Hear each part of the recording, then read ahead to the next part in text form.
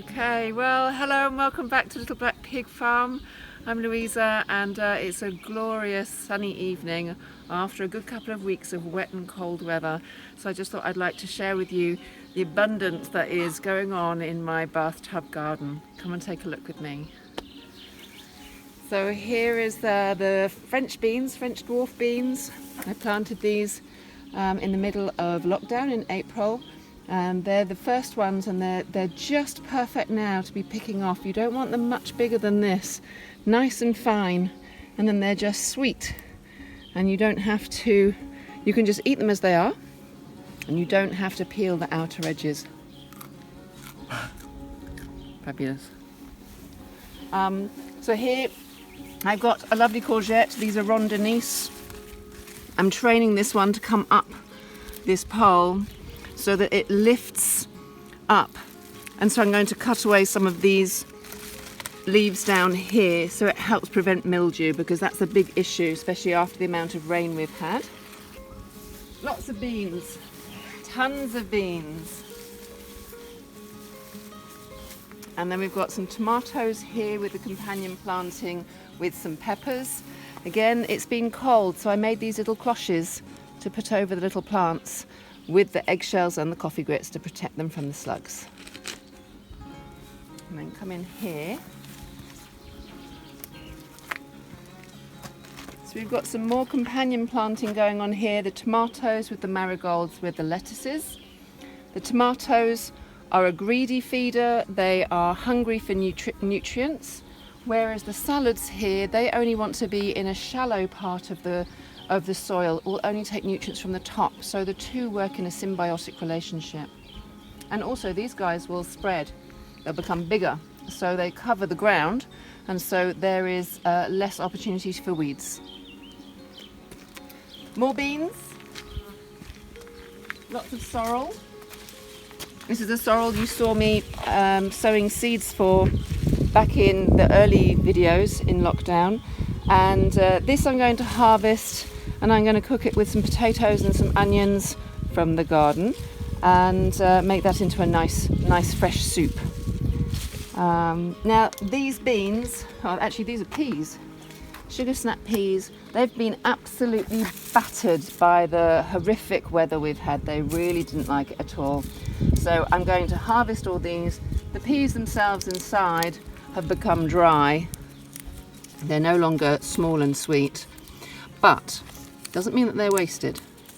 So we can harvest these. I'll harvest all this tonight, and then I can dry these, and then they can be seeds for sowing more peas, which I can do indoors because it will get too hot in summer otherwise, and I can just harvest the leaves so that they're pea shoots for a salad. Or you could just pop them into a soup and just put them into a vegetable soup and cook them up. We've got lots of onions going on here, and this plant is a tansy. This one is a guardian. Again, it's all part of the companion planting. So this plant, it will flower yellow soon, but this plant gives off a certain smell that keeps insects, the insects that are going to damage your crops, it keeps them away. So this is a really important plant to have in your garden, as is mint. Mint is another companion plant, really helps keep the aphids away. I've also left this onion to go to seed because it's just too beautiful for words. I love this. But again, the onions planted with your other plants will give off a certain smell that keeps other insects that would otherwise damage your plants at bay.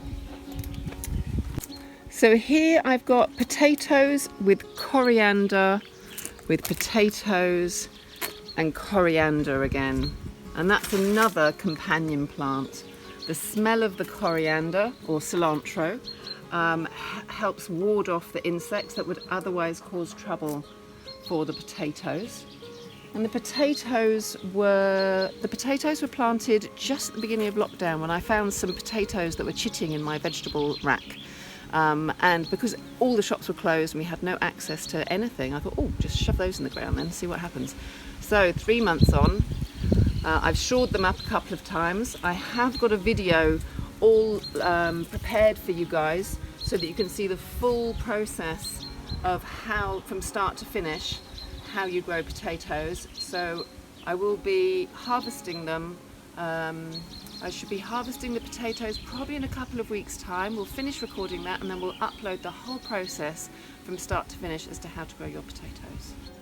So this beauty I planted back in September as a red cabbage, and it's almost like a triffid. It's so enormous. So what I'm going to do, I'm going to harvest some of these beautiful leaves. I mean, look at those colours.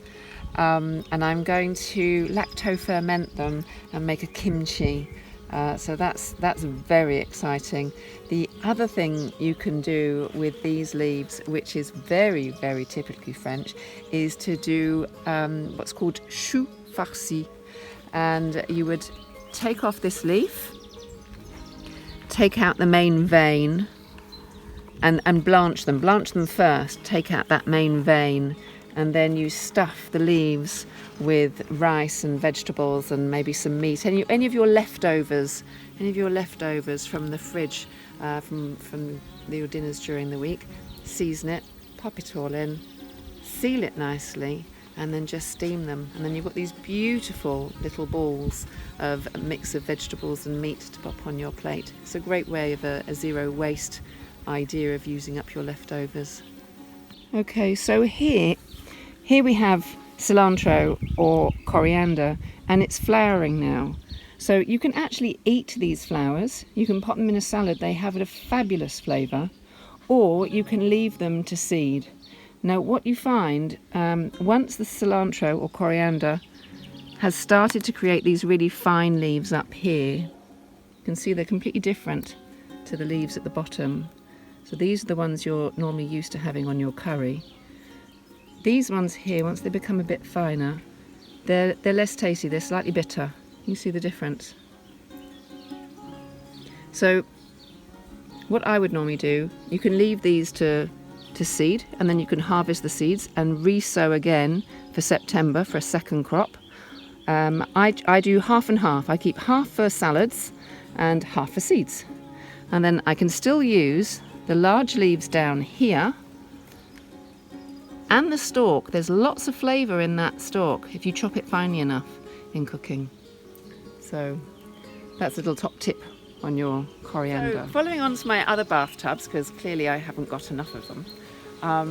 This one is the aromatic herb tub, which is primarily mint. I always keep mint contained in an environment because otherwise it will spread. This was a tiny cutting this big from my mother-in-law's garden about a year ago, and so you can see just how comfortable it is in this environment. These chives, unfortunately they've taken a bit of a battering in the hailstorm last week, but I'm going to cut them down and they will regrow, and the oregano is beginning to push through. And then next to it I've got some tomatoes, again companion planted with onions, and some basil just creeping in here, and some marigolds. So this is a really nice little companion planting environment again. I've created a trailing trellis up the wall so that the tomatoes can keep climbing, because they're going to have lots of fruit on them. And one thing, whilst we're here at tomatoes, take a look at this. Okay, so we've got little baby here, but as your tomatoes grow, they become monsters if you don't take off these side suckers here. Okay, so we're going to take this one off. Just going to pinch it off. And I'm going to pinch this one off down here. And actually, I'm going to take this leaf off down here. You see how nude this stalk is. Now it's a good diameter and it's a strong plant and it's got plenty of leaf. I take the leaves off underneath, and that helps airflow around the tomatoes. Otherwise they can easily get blight and mildew.